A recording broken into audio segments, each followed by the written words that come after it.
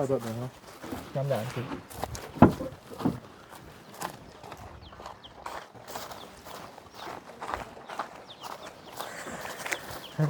ตัวไก่ขึ้นเฮือนแล้วพุ่น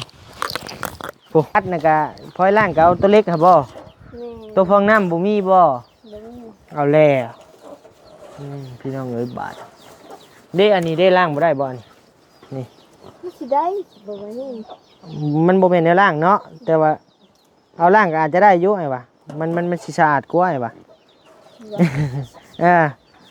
มันคือสะอาดกว่าเฮ็ดไปนี่แหละเนาะพี่น้องเนาะ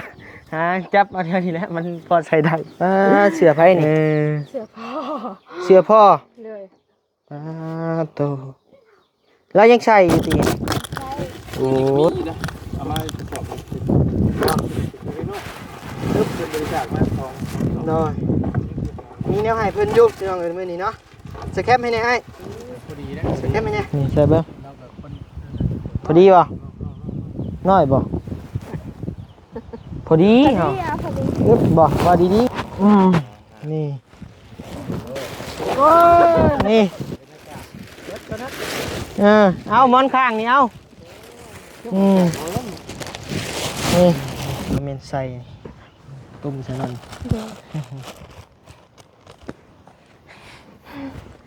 พอได้อุ่นเนาะ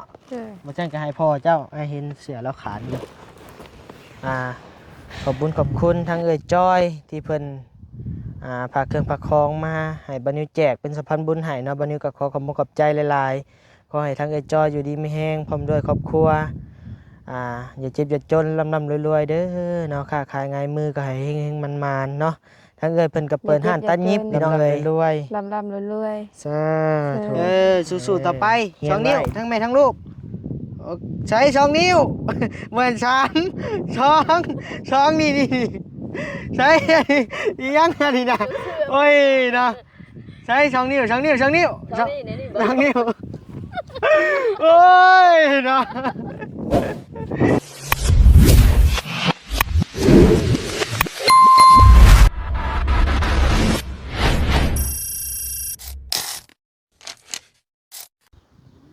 เอาพี่น้องเอ้ยเนาะเปิดคลิปเปิดภาพมาบัดนี้พี่น้องเอ้ยเนาะมาพบมาพอกับบาวนิวอีกแล้วพี่น้องเอ้ยเนาะ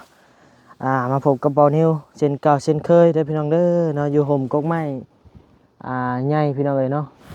กกจิกบ่อันนี้เนาะพี่น้องเอ้ยกำลังห่มเย็นอยู่พี่น้องเอ้ยเนาะบรรยากาศเฮือนน้องน้อยเฮาเด้อพี่น้องเด้อเนาะหรือว่าน้องอิวน้องสะอิวบ่หรือน้องหยังคือว่ามี2ชื่อว่าซั่นเนาะพี่น้องเนาะเอาพี่น้องเอ้ยเนาะทางบานิวกะมาเยี่ยมมายามเพิ่นอีกเทื่อนึงพี่น้องเอ้ยเนาะทางบานิวเอาเสื้อมือ2มาให้ทางน้องเพิ่นแล้วก็แม่เพิ่นเนาะพี่น้องเนาะให้เพิ่นเลือกใส่แล้วก็ให้พ่อเพิ่นนำครอบครัวเพิ่นนี่แหละพี่น้องเอ้ยเนาะเป็นเครื่องของเอื้อยจอยคือเก่าคือเดิมพี่น้องเอ้ยเนาะทางเอื้อยจอยอยู่ทางสวรรค์เฮานี่แหละพี่น้องเอ้ยแล้วก็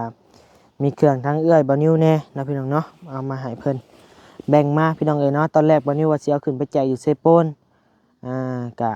แบ่งมาทางนี้แน่นะพี่น้องเนาะเห็นทางใดทุกอย่างก็แบ่งไปทางนั้นพี่น้องเอ้ยเอาพี่น้องเอ้ยเนาะมาพบมาพอกับบานิวบัดนี้กะขอกราบทักทายสบายดีและสวัสดีพ่อแม่พี่น้องหมดทุกคู่ทุกคนเด้อเนาะที่เข้ามารับชมคลิปบานิวโดยตลอดมานะพี่น้องเนาะทางบานิวก็ขอให้พ่อแม่พี่น้องเบิ่งคลิปบานิวเนี่ยเด้อพี่น้องเด้อเนาะกดไลค์กดแชร์คอมเมนต์มาให้กำลังใจบานิวแน่ช่วงนี้ยอดวิวมันก็ตกแห้งพี่น้องเอ้ยเนาะทางบานิวก็ได้เพราะว่าเฮาก็หวังเอาแต่ยอดวิวเพื่อสิได้เงินโฆษณาจาก YouTube พี่น้องเอ้ยมาซื้อน้ำมันมาแล่นเวียกแล่นงานพี่น้องเอ้ยเนาะ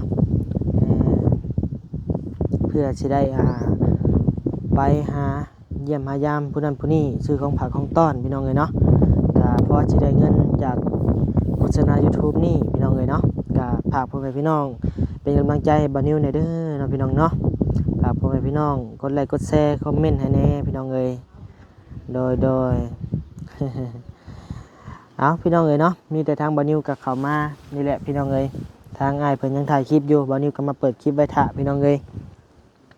เป็นจังไดเนาะพี่น้องเนาะมื้อนี้ก็หนาวแห้ง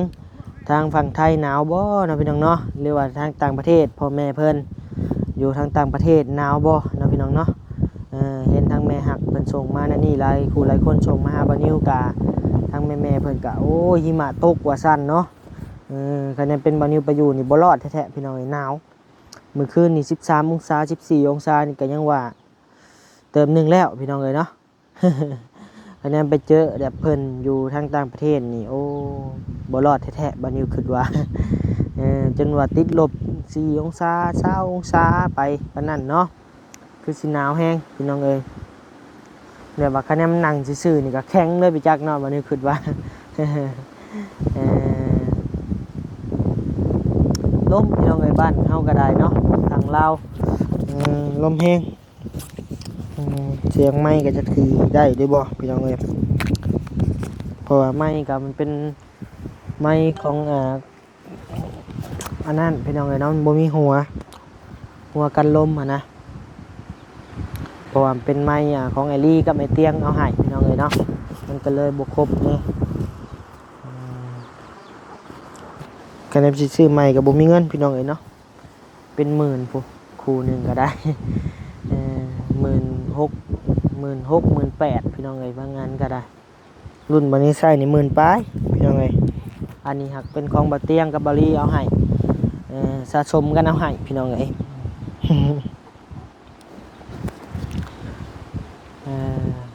เอาโอเคพี่น้องเอ้ยเนาะเดี๋ยวเข้าไปหาน้องๆเพิ่นก่อนพี่น้องเอ้ยเนาะอยู่พุ่นแหละ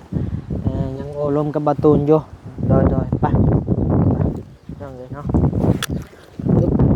ไปพี่น้องเอ้ยยังนั่งกินข้าวอยู่ ของรัดปะไม่เปลี่ยน สบายดีเด้อกินอิ่มแล้วไปเก็บไปไว้ซั่นน่ะเดี๋ยว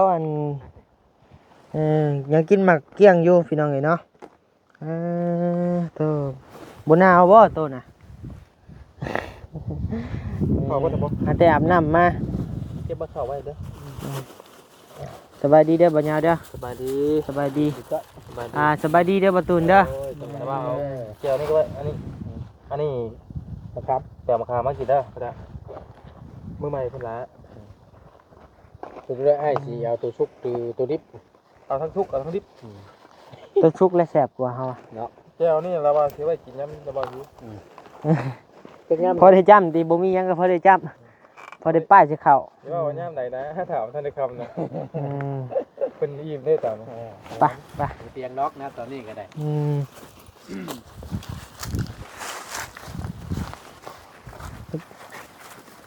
พอจบหนึ่งเนาะย่ำอย่างสิ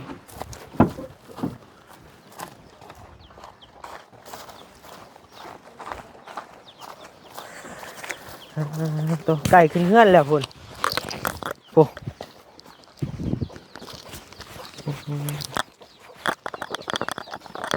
กินข้าวฮะจะแล้วพี่น้องเอ้ยเนาะกำลังเก็บเครื่องเก็บของ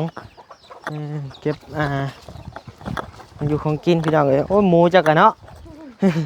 แอวยาวแท้หมูนี่ก็ได้ขึ้นไว้เทิงหัวไปขึ้นจ้ะโอ้เบิ่งหมูแล้วพี่น้องเอ้ยใช่ไก่ขึ้นเฮือนบ่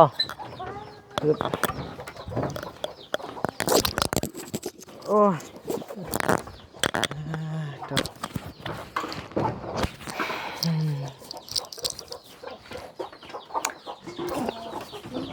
คือสิหนาวต่อไผบ่ได้มาลองนี่บ่ฮู้พี่น้องเอ้ยเนาะว่าเป็นจังได ได้ power bank เอาให้ขึ้นนี่เป็นจังไดใช้ได้อยู่บ่ ใช่เลยแต่ว่าเบิร์ด หมดแหละโอ้ ได้ขนาดเลย ได้ฮอดร้อยใช่บ่ บอกหอดได้ชาวป่ายนี่ก็เบิร์ดอ่ะ เอาแล้วโลแท้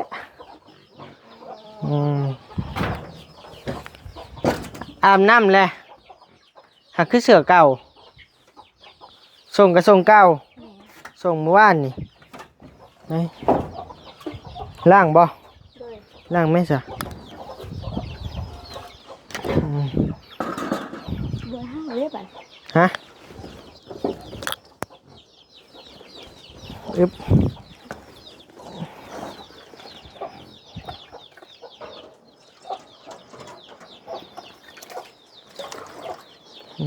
ล่างถ้วยพี่น้องเลยกินแล้วก็ล่าง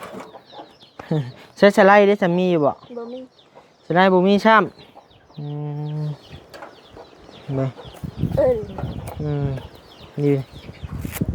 แม่นบ่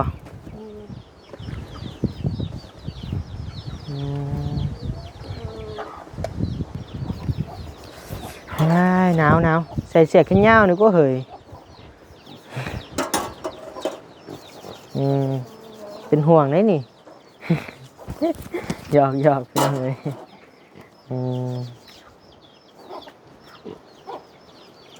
ใช้อันพลอยคัดนะกะพลอยล่างก็เอาตัวเล็กครับบ่ แม่ ตัวฟองน้ำบ่มีบ่ บ่มี เอาแล้วพี่น้องเอ้ยบาทเด้อันนี้ได้ล่างบ่ได้บ่อันนี่ มันสิได้บ่ว่านี่ มันบ่แม่นแนวล่างเนาะแต่ว่าเอาล่างก็อาจจะได้อยู่ไอ้วะมันสิสะอาดกว่าไอ้วะ มันคือสะอาดกว่า เหตุไปนี่แหละเราะพี่น้องเนาะหาจับเอาเท่านี้แหละมันพอใช้ได้หาประดิษฐ์เอาแล้วเอาบ่มีเด้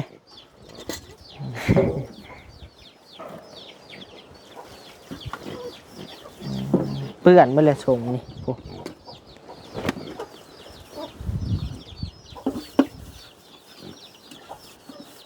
นี่ยัง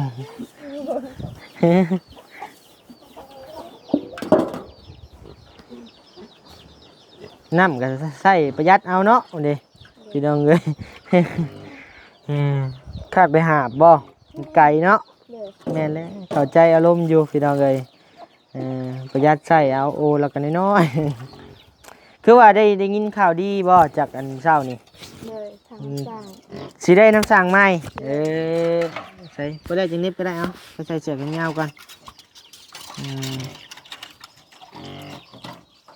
เพิ่นหาแต่อาบน้ำมาพี่น้องเอ้ยอาบน้ำมาแล้วก็ไปนั่งครับนั่งกินข้าวกับประตูน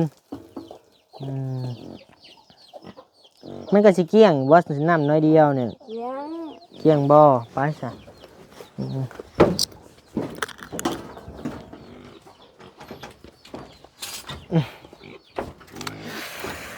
มื้อเช้ากินข้าวกับหยัง กินขนมกับนี่ ต้มมีมักขนมเนาะตัวเนาะ เสือไผนี่ เสื้อผ้า เสือพ่อ เลย โตแล้วยังใส่อยู่ตีนี่ ยังใส่ โอ้ยเนาะอีหยังอันนี้ รีโมทนี่เด้ โอ้รีโมทเปิดไพ่อันนี้ เลย ป่ะเมื่อคืนนี่คือสิหนาวเบิ่งผ้าห่มนี่ก็ฮู้แหละ ป่ะแม่ป่ะมาพี่มาหาเฮาเนี่ยป่ะอย่างมาห่มไหมพี่จะดังเลย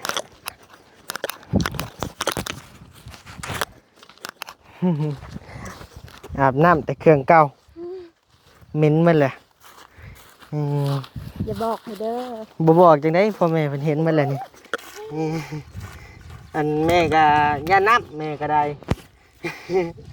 สบายดีเด้อแม่เด้อสบายดีเด้อเด้อไปมาพี่เดี๋ยวบัดนี้เอานี่ก่อนพี่น้องนั่งท่านี่ก็ได้นี่ห่มนี่รถนี่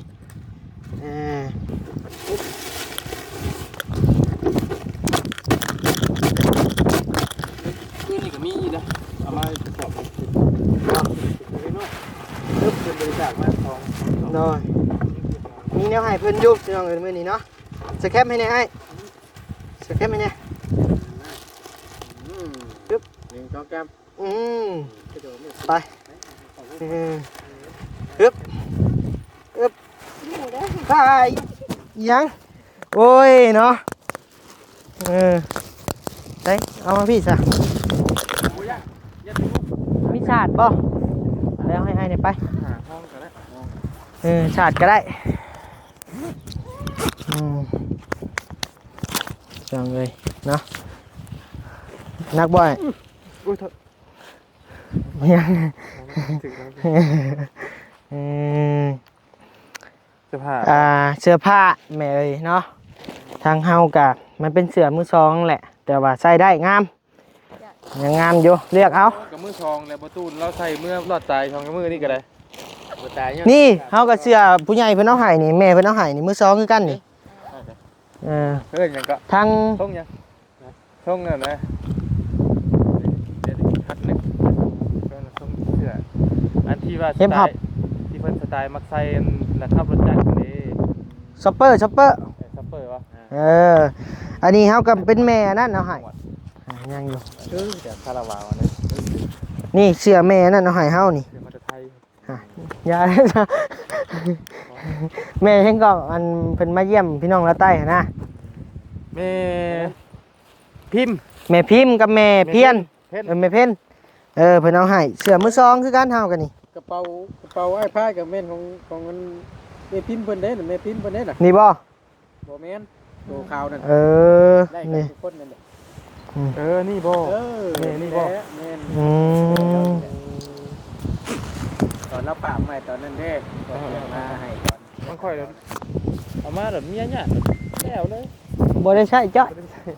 เอาไปใส่นมลูกเพิ่น อืมเดี๋ยวรอศาสตร์ก่อนพี่น้องเลยเนาะฮึบฮึบเอามาตะกู้นี่ เท่าใช่เนาะ ตะกู้ เนาะมันนั่นเด้ อืมฮึบ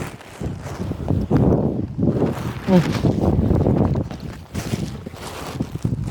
ตะกู้ ตะกู้มีแต่ตัวงามๆเนาะนี่เนาะ ตะกู้ อืมกู้ เจ้าน่ะ นั่งลงเพิ่นเบ่จักได้ น้องเบิ่งคือน่ากิน เอาเรียกเบิ่งนี่ ถ้าคือ อืมเสือไปงานใช่นี่เอา เลย นี่อืม เราเลือกเบิ่ง โอ้ยนี่เสืออีเมตู้นี่เออเอาเลือกเบิ่งอันนี้ป้ายพอแล้วนี่แบบนี้ผู้หญิงเด้เนาะ ยังบ่เห็นเราจะ หากสิเห็นลูกเอ้ย นี่ของจ่า นี่มีตู้ตั้ง พอดี พอดีนะ พอดี นี่ใช่เบิ่ง เรากับคน พอดีบ่น้อยบ่พอดี พอ เหรอ ดีอ่ะพอดี บ่ว่าดี น้อยพอดีบอกมันสิ ๆเอาเลือกเบิ่ง เอามาถอดเบิ่งตัวใดไล่ก็เลือกเอาตัวใดบ่ เลย ป้ายผู้ไหม ผู้อื่นนำ ตัวใดเขาใส่ได้เลยเขาเลือกเอาอึ๊บนี่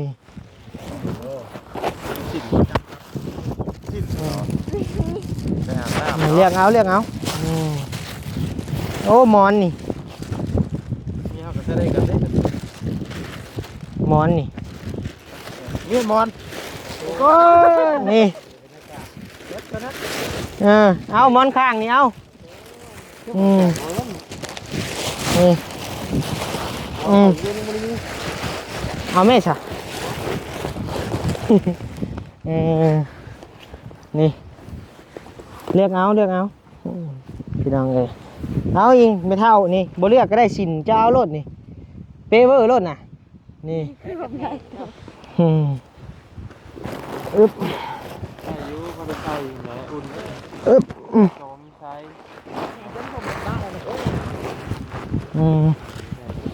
มอนจ้ะอยู่หน้าได้อยู่ น้ำอยู่นี่เจ้าหยัดใจข้างในเลยกะโดยแต่การนี่ติดเอาเข้าข้างใน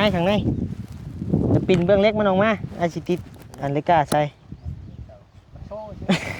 นี่เห็นได้ไหมนี่ นี่ แหละติดใส่เบื้องปิ่นเบื้องหน่อยมาปิ่นเบื้องอันเล็กมันออกมา นี่ นี่เบิ่งเอาเลือกเบิ่ง งาม ป้านี่สุดนักศึกษานี่แผนกงานการอย่างนี้โรงเรียนเขาส่งเสริมความสมัครเอาเมียนใจ นี่ไหม เช็คอีหยังอ่านบ่เป็น งาม เรียกเอารถมักตัวได้เลยเอานี่อยากจะทุงเนี้ย เลย มีแต่ตรงงาม เครื่องเอื้อยจ้อยอันจ้อยบ่นี่มีตู้นี่คักพี่น้องเอ้ย งามงามเนาะลูกน้อง โดยใช้เป็นหยังอีกอะนะ แม่เอาส่งกันเด็ดน้องหาง นี่เฮ้ย งาม งามแห้งมักแล้วเบิ่งนี่แบบนี้นี่ใส่เข้าไปหัดหุงอุ่นตึกพี่น้องเอ้ยนี่เอามีแต่เครื่องงามๆพี่น้องเอ้ยเนาะนี่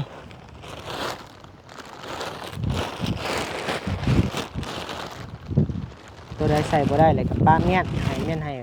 ผู้เพิ่นผู้อื่นผู้เพิ่นบ่มีเรียกเอาไหมเรียกเอานี่ แม่นี่งามมันดิ โดยเรียกเอารถนี่นี่เฮ้ยบ่ล้มโตนี่ บ่ได้อ้วนปานนั้นล้ม ล้มบ่ ล้ม เอาลองเบิ้งเอา เออ บ่ได้อ้วนไปนั่นแล้ว ก็คือสิบ่ได้ดอก บ่ล้มวะ บ่ล้มดอก ตัวไอ้เว้ากินเอาล้ม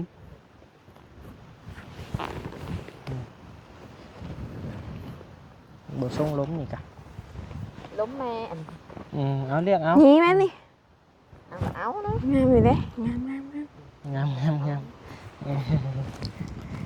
เรียกเอาได้ตัวใดเรียกเอาพี่น้องเอ้ยเนาะรองเท้าเด้นี่รองเท้าเรียกมันใส่ มีคู่แล้วบัดนี้ มีหลายไอเห็นอยู่นี่ดิ เอ้ยเอา มีสิน สิน นี่เอียงอันนี้ตรงสลิปเอานี่ไม่ใช่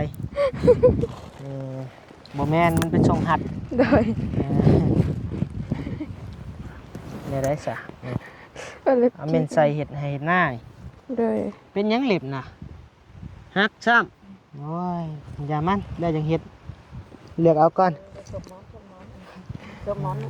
นี่กระทงตีน นี่นี่เต็มอยู่นะ โอ้ยเนาะจะเป็นลีเสียเบิร์ดนี่ คันซื้อก็ชก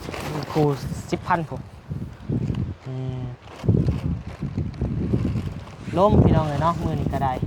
โดย เจ็บบ่เฮ้ย เจ็บแม่นี่ก็งามไหมนี่ เลือกให้แต่แม่อันนี้ ตัวแรกพอดีแล้วก็หุบเอง เลือกเอาเนาะหมักเนาะสีบัวถือใจเป็นแรงถือใจเป็นรถสีบัวแม่นบ่ว้าชบใส่เลยบ่น่ะ ชบใส่แล้ว บ่ได้เห็นแน่น่ะเอาชบมันหนาวให้มันอุ่นๆแน่ กับว่าอุ่น มันอุ่นใส่หมดแล้วบ่หมดเลยเด้อเนาะ ๆมอดเลยลูก นี่สีเขียวเหนียวซับแม่ สีขาวด้วยค่ะโอ้สีนี่งามเลย เอารถงานกระได ซุปปป้าของเรา เมียนเลือกไม่ในพ่อนำเด้อเอาลายดอกนี่เสือพ่อเจ้านี่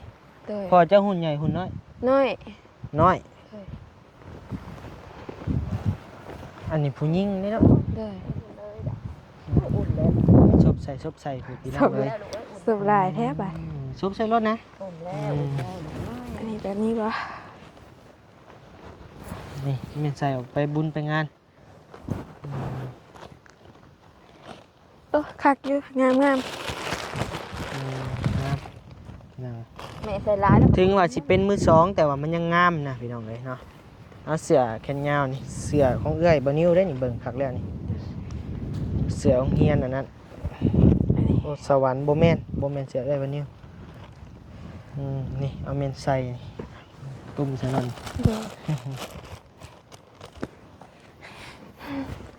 พอได้อุ่นเนาะมาจังก็ให้พ่อเจ้าให้เห็นเสือแล้วขาดอยู่พี่น้องเอ้ย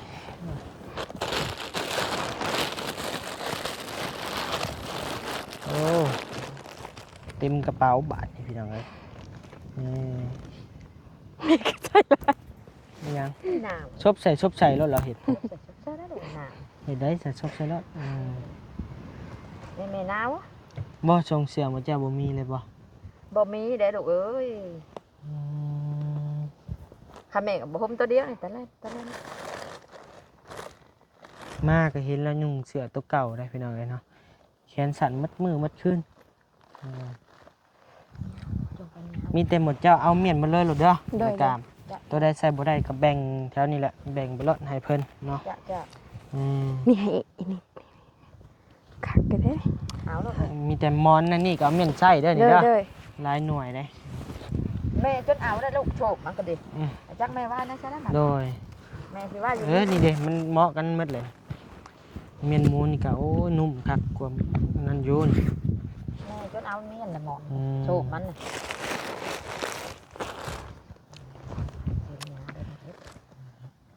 ขาดองลดลงเลยตี้บัดนี้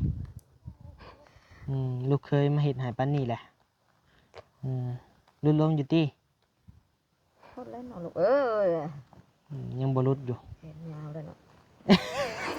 เปลี่ยนเรื่องซะพี่น้องเอ้ย บ่ได้เปลี่ยนลูก อืม แม่บ่ได้เปลี่ยน นี่แม่ตัวนี้ อะไร นี่สีนี่ เอานี่โตเนาะ เลือกเอามีแต่เอาเมียนมันเลยรถแหละตัวได้ใส่บ่ได้ก็เมียนให้เพิ่น ที่ เด้ ได้ อก ระเป๋าแม่นะ ฮะ ลูก นี่ เลขกระเป๋า ลูกบ่ เอ้ยอ่ะกระเป๋านี่ อย อ่ะ ไปเลย อืมนี่แหละพี่น้องเอ้ยเนาะอันนี้ก็เป็นเครื่องของเอจอยเด้อ เล เป็ ย นผักให้อ้ายมาแจกแบ่งมาส่วนหนึ่งพี่น้องเลยเนาะแต่ยังเหลือหลายอยู่เฮือนก็ได้เหลือ2-3 กระสอบใหญ่พุ่นแหละเอามีแต่ทั้งอ้ายให้เจ้าหนกมือขอบบุญขอบคุณเพิ่นเนาะทั้งแม่พร้อมเนาะขอบบุญขอบคุณทั้งเอ่ยจ้อยที่เพิ่นพาเครื่องพาของมาให้บรรยุแจกเป็นสะพานบุญให้เนาะบรรยุก็ขอขอบคุณขอบใจหลายๆ ขอให้ทั้งเอจอยอยู่ดีไม่แห้งพร้อมด้วยครอบครัวอย่าเจ็บอย่าจนร่ำรวยๆเด้อเนาะค้าขายง่ายมือก็ให้เฮงๆมันๆเนาะทั้งเอ้ยเพิ่นก็เปิดห้านตัดยิบพี่น้องเอ้ยแล้วก็ห้านซ่อมแอร์แปลงแอร์รถแอร์เฮือนทุกๆชนิดแหละพี่น้องเอ้ยเนาะเอาอยู่ดีไม่แห้งเด้อเนาะทั้งเอ้ยโดยร่ำรวยๆสาธุอวยพรรับบัดนี้เจ้าก็ได้เจ้าผู้เดียวก็ได้ เอาเป็น โชคดีปีใหม่ได้อลูกเด้อขอให้ร่ำให้รวยค้าขายงานมือก็ขอให้ได้สมความขอลูกหลาน สาธุว่าเดี๋ยวนี้ให้เราอยู่ให้เอื้ออยู่ดีมีแห้งเด้อ เอ้ยอยู่ดีมีแฮงเด้อ ความเจ็บบ่ให้ได้ ความเจ็บบ่ให้ได้ ความไข่บ่ให้มี ความพายบ่ให้มี ปรารถนาสิ่งใด ปรารถนาสิ่งใด ขอให้ได้สิ่งนั้น ขอให้ได้สิ่งนั้น สมความปรารถนา สมความปรารถนา อย่าเจ็บอย่าจน อย่าเจ็บอย่าจน ร่ำรวย ร่ำรวย ๆสาธุเฮียนไว้เด้อ ๆแต่ก็บ่จื้อคือเก่า บ่เจอครับฝึกไว้แหละเนาะมันเป็นเพิ่นกะเพื่อสิหาเงินได้มาซื้อเครื่องซื้อของใหม่เฮากะเฮาตอบแทนหยังเพิ่นก็บ่ได้เนาะมีแต่มือ10 นิ้วกับคำอวยพรม่วนๆนี่แหละอวยพรให้เพิ่นอยู่ดีมีแฮงเฮาก็ต้องได้เรียนไว้ฝึกไว้เนาะ โดย ทุกคนก็เกิดมาก็บ่ได้เป็นมาทุกอย่างบัดเดียวดอกต้องได้ฝึกเนาะพี่น้องเนาะเอาภุบใช่ นี่ไว้ใส่นอนยามห้อนนี่คักได้ดิ ได้ คิตตี้โบแมนเป็ด เอา แม่นตอนนี้ ถึกใจเพิ่นเลยนี่ พี่พ่อเด้ อีเพาะบอเสือผู้หญิงต้องให้แม่เจ้า ใส่เบิดนี่นะ ใส่หมดเสือผู้หญิงผู้ชายก็ใส่ได้หมดแหละคือกันหมดพี่น้องเอ้ย แม่จะหากับสาวหนาวเลย หาแต่เช้าหนาวโอ้ยว้าวโพดว้าวโพด บอกแล้วเมื่อคืนเนี่ยกับแม่กับลูกจุ๊บ จักชั้นนะเบิ้งฮะเบิ้งเนี่ย จักชั้นลูก 1 ชั้น 2 ชั้น 3 ชั้น 4 ชั้น 5 ชั้น 6 ชั้น 7 ชั้นโอ้ยพี่น้องเอ้ยเด้เสือแขนยาวโอ้พอดีเจ้าเลยนี่ใช้ลงไปเปลี่ยนให้อ้ายเบิ้งหน่อยไปเปลี่ยนอยู่ เพื่อนผู้ก็ได้ไปเดี๋ยวลมกับแม่จะถะมาไม่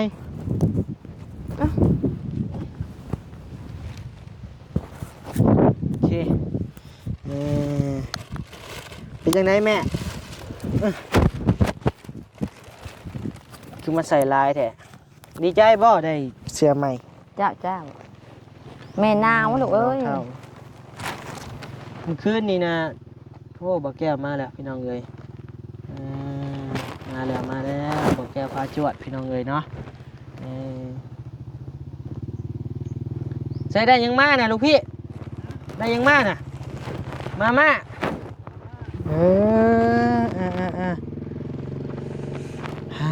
พี่น้องเอ้ยเนาะ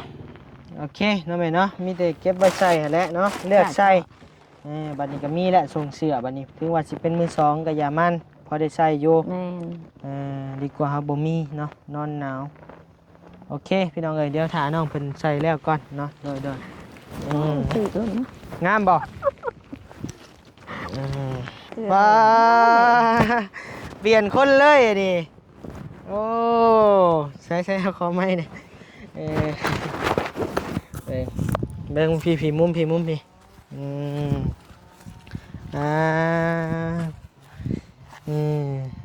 ไปบาทนี้พี่น้องเอ้ยคือมางามกระดอกกระเดี่ยแถวบาทนี้เปลี่ยนเสื้อใหม่เลยก็ได้ เสื้อใหม่ให้งามก็เก้าก่อนเสื้อใหม่เด้ หักบ่มีส่งเนาะแม่นบ่ส่งขายาบ่มีเนาะ บ่มี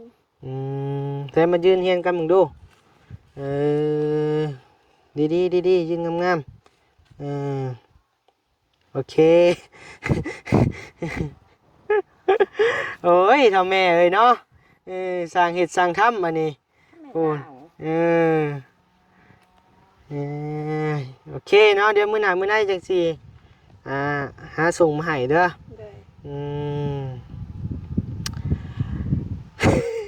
เนี่ยมาทางแม่แล้วยังอยากหัวอยู่พี่น้องเอ้ยแม่บ้าอยากอุ่นแม่อุ่นลูกแม่อุ่นแม่บ้าอยากอุ่นแม่อุ่นเบิ่งนาอยู่บ่ผู้ นี่แม่ชอบชักโตลูกอ่ะ โอ้เจ้าบ่ได้เห็นเอาบ่นี่ บ่หาหัวโตพุ่นน่ะเว้ย โอเคเนาะทางเบาอันไล่กับมาแจ้งข่าวดีเนาะได้จอในก็ยินดีนำเด้อดีใจนำหลายๆพี่น้องเอ้ยที่ว่าน้องเพิ่นได้นำได้ในนำบาดาลพี่น้องเอ้ยโอ้ยโมทนาสาธุน้ำเพิ่นเนาะผู้ใหญ่เพิ่นก็ได้ทานน้ำให้อันยังมีบอกคำขวัญไหม น้ำมีมันสิได้ถ้าเข้าเป็นเศรษฐี ทานมาเว้าให้ฟังหน่อย ถ้าน้ำไม่เป็นพญา ทานน้ำให้เป็นพญา ท่านเข้าเป็นเศรษฐี ทานข้าวเป็นเศรษฐีแล้วก็ยังอีกหมดแล้วโอ้ยเนาะผู้ใหญ่เฮาก็ได้โอเคเด้ออยู่ดีมีแฮงโดยสู้ๆต่อไป2นิ้วทั้งแม่ทั้งลูกใช้2นิ้วเหมือน2นี่ใช้ยังอันนี้นะโอ้ยเนาะใช้2นิ้ว2นิ้วโอ้ยเนาะ2นิ้วเหมือน3นี่2นิ้วนี่